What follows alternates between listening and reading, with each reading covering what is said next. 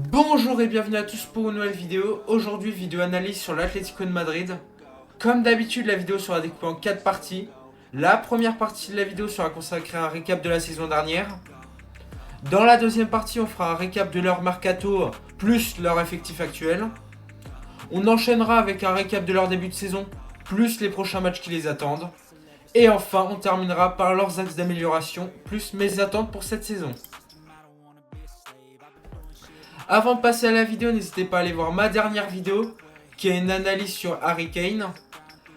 N'hésitez pas aussi à liker et à vous abonner comme d'habitude, ça fait plaisir. Et maintenant, place à la vidéo.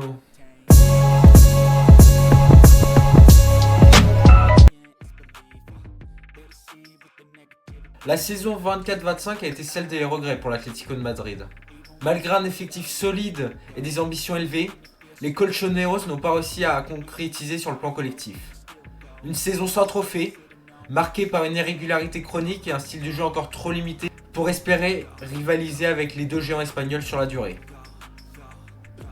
En Liga, le club madrilène a longtemps tenu le rythme du Barça et du Real Madrid, avant de s'effondrer sur la fin. Résultat, une troisième place frustrante, avec trop de points laissés face à des équipes de bas de tableau. Une nouvelle fois, l'Atlético de Madrid a montré deux visages, capable du meilleur contre les gros et du pire contre les petits. En Coupe du Roi, le parcours a été intéressant mais s'est arrêté en demi-finale contre le Barça, avec une double confrontation spectaculaire, 5-4 au total. En Ligue des Champions, le scénario cruel s'est répété, élimination face au Real Madrid, cette fois au tir au but. Et en Coupe du Monde des clubs, l'Atlético a terminé 3ème de son groupe, derrière le PSG et Botafogo. Tous trois à égalité, mais condamnés par le goal average. Malgré ces échecs, certains joueurs ont su briller. Je pense d'abord à Marcos Llorente, toujours aussi précieux dans l'intensité et la projection. Je pense aussi à Julián Álvarez, véritable dynamiteur offensif et leader technique. Et enfin, surtout, Juliano Simeone. Révélation pleine de fraîcheur, symbole de la grinta du club. En résumé, une saison sans titre, mais pas sans enseignement. L'équipe a manqué de constance et de tranchant, mais la base est là. En revanche, il faudra transformer ses promesses en résultats pour la saison 25-26.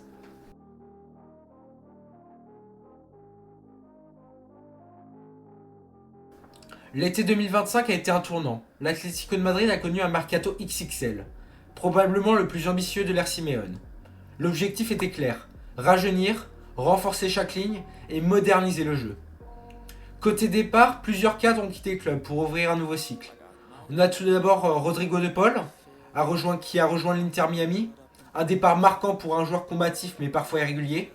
On a aussi Azpilicueta qui à 36 ans a pris la décision de rejoindre Séville pour avoir plus de temps de jeu. On a aussi Witsel et Thomas Lemar qui ont rejoint Gérone. Saúl Ñíguez et Samuel Lino qui ont filé à Flamengo. Ángel Correa, fidèle soldat, est parti au Tigre. Reinildo, rejoint Sunderland. Riquelme rejoint le Betis. Et Vermeeren rejoint Leipzig, complétant la liste. Bilan 70 millions d'euros récupérés et une masse salariale allégée. Côté arrivée, l'Atlético a frappé fort, avec des recrues jeunes, techniques et polyvalentes. On a d'abord Anco pour 26 millions, défenseur complet, solide et très bon relanceur. Et gaucher en plus de ça. On a aussi Cardoso pour 24 millions, milieu box-to-box, travailleur et intelligent. On a aussi Thiago Almada pour 21 millions, arrivé en provenance de Botafogo. Il est créatif et imprévisible, on avait bien vu à Lyon, il était très très bon. On a aussi Baina pour 42 millions, la recrue star, percutant, explosif, décisif. C'est typiquement le joueur que j'aurais voulu voir au Barça. On a aussi Raspadori pour 22 millions, attaquant mobile, capable de jouer entre les lignes, très intelligent, le profil idéal en doublure de Julián Álvarez. Ruggeri pour 17 millions, solide latéral gauche, qui va sûrement être le latéral gauche titulaire avec le départ de Reinildo.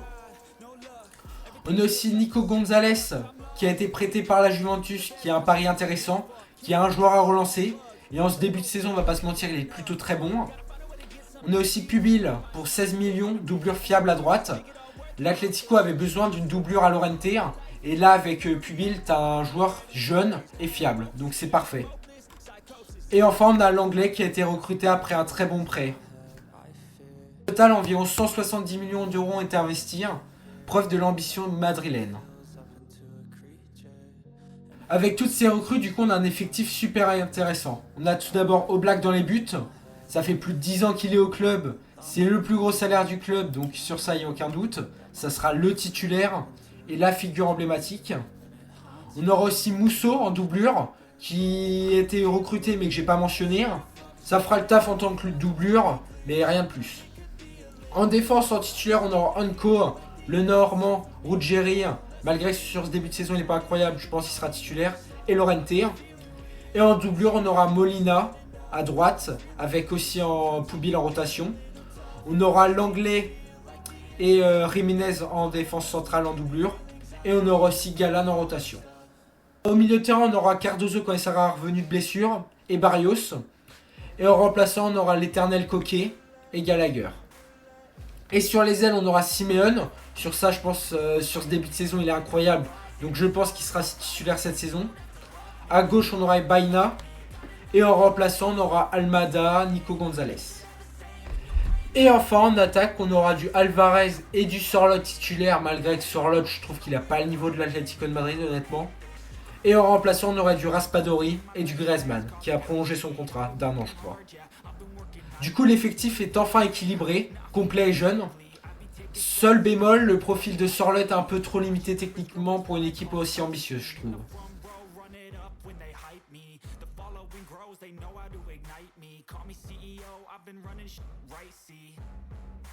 Le début de saison reflète bien la transition en cours. Les résultats restent un peu mitigés, mais le contenu est bien plus enthousiasmant que les dernières années. Simeone a fait évoluer son approche. Plus de pressing, plus d'initiatives offensives, moins de blocs bas. L'Atlético joue désormais pour marquer, pas seulement pour résister. Avec un départ timide, 2 nuls et une défaite, les Colchoneros ont enfin trouvé le rythme. Victoire solide 2-0 contre Villarreal. Villarreal, pour moi, c'est la 4e meilleure équipe d'Espagne, je dirais. Ils ont des joueurs incroyables comme Nicolas Pepe en ce début de saison, Miko Tadze, Partey, qui a été l'un des piliers d'Arsenal, je trouve, la saison dernière, qui a rejoint Villarreal et qui fait largement le taf. Ils ont plein de joueurs comme ça, Renato Vega aussi, plein de joueurs intéressants. Ensuite, ils ont perdu contre Liverpool 3-2 en LDC, mais c'était une prestation assez encourageante. Malgré que je trouve que Liverpool méritait de gagner, l'Atlético de Madrid, je trouve qu'ils étaient intéressants, surtout dans une équipe où il n'y avait pas Julián Alvarez sur ce match. On a aussi eu une remontada 3-2 contre le Rayo Vallecano, avec 2 buts en fin de match. Alors qu'on sait que le Rayo Vallecano, c'est très compliqué à jouer. Moi, je suis supporter du Barça, j'avais vu le match contre le Barça. Et franchement, Barça-Rayo, le Rayo méritait de gagner. Donc le Rayo, pour moi, c'est une très belle équipe. Et que l'Atlético de Madrid arrive à gagner contre cette équipe, ça prouve qu'ils sont vraiment forts cette saison. Et enfin, on a eu ce triomphe 5-2 face au Real Madrid, dans un derby totalement maîtrisé. Honnêtement, l'Atlético de Madrid les a maîtrisés de A à Z. Peut-être juste, il y a eu peut-être un moment de flottement entre le but d'Mbappé et le deuxième but du Real. Mais sinon, leur jeu était maîtrisé. Ils ont asphyxié le Real, je trouve. Donc voilà. Du coup, au classement, ça nous fait que l'Atlético de Madrid est 4ème, à 6 points du Real. Au-delà des chiffres, c'est le contenu qui séduit, je vais pas mentir. Ce nouveau visage est sans doute le plus ambitieux depuis 2018, avec l'Europa League contre Marseille. Du coup, pour les prochains matchs, il faudra faire attention, vu qu'il y a pas mal de matchs piégeux. Pour moi, les 3 prochains matchs, il faudra faire attention. On a tout d'abord Atlético Francfort en LDC, le 30 septembre. À l'heure où je tourne cette vidéo, le match s'est pas encore joué. Mais quand la vidéo sera sortie, je pense que le match sera joué. Bah oui, il y a sur mercredi la vidéo, donc oui. Mais pour moi, le Francfort, c'est une équipe joueuse et imprévisible. Ils ont des joueurs comme Larsson, qui est un très bon milieu. Burkhardt, qui est un assez bon neuf, je trouve. Ils ont aussi du Dohan, qui est un des meilleurs ailiers, je trouve, de Bundesliga.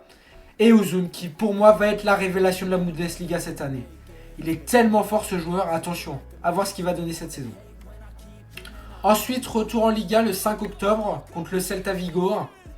Un déplacement toujours aussi piégeux, surtout face à des joueurs comme Iglesias ou Zaragoza, qui sont des joueurs qui donnent leur vie à chaque fois quand ils jouent une grosse équipe. Donc attention à cette équipe.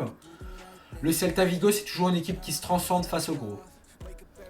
Et enfin, après le retour de trêve, le 18 octobre, je crois si je ne me trompe pas, on aura Atlético Osasuna en Liga.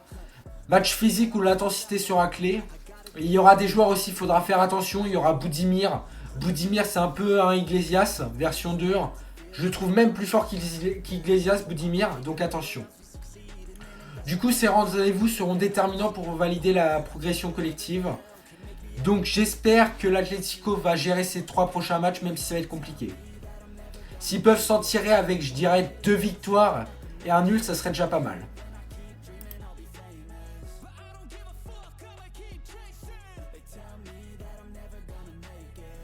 Du coup, pour les axes d'amélioration, j'en ai noté 3.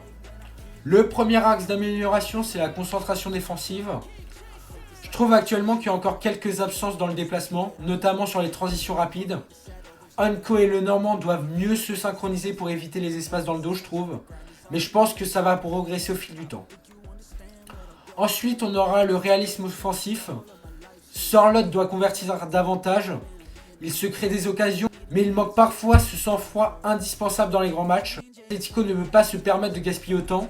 Et pour moi, Sorloth, soit il doit progresser, soit l'Atlético doit trouver un joueur pour le remplacer. Parce que Sorloth, s'il ne progresse pas maintenant, ça va être très compliqué en Ligue des Champions. Et enfin, troisième point, j'ai mis la dépendance à Alvarez. Tout passe par lui, la création, la finition, la transition. Si l'Argentin a un coup de moins bien, le collectif se ressent. Il faut que Baina, Simon ou Almada prennent davantage d'initiative pour soulager leur leader offensif. Parce que Alvarez, imaginons qu'il ait un coup de moins bien, ça serait risque d'être très compliqué. Avec un tel effectif, l'Atlético doit viser le top 2 en Liga, un trophée national, Coupe du Roi ou Supercoupe, et en Ligue des Champions atteindre au moins les demi-finales par réaliste si l'équipe reste concentrée et clinique. Mais au-delà des résultats, ce qu'on veut voir, c'est un Atlético audacieux, conquérant et agréable à regarder. Un club qui joue pour dominer, pas juste pour contenir. Et pour la première fois depuis longtemps, on peut dire que cet Atlético-là donne enfin envie de la suivre. Voilà, c'est tout pour cette vidéo. Merci de m'avoir écouté jusqu'au bout. N'hésitez pas à liker et à vous abonner comme d'habitude, ça fait plaisir. N'hésitez pas aussi à me dire ce que vous pensez que l'Atlético de Madrid va faire cette saison. Est-ce que pour vous, ils peuvent viser le top 2 en Liga ?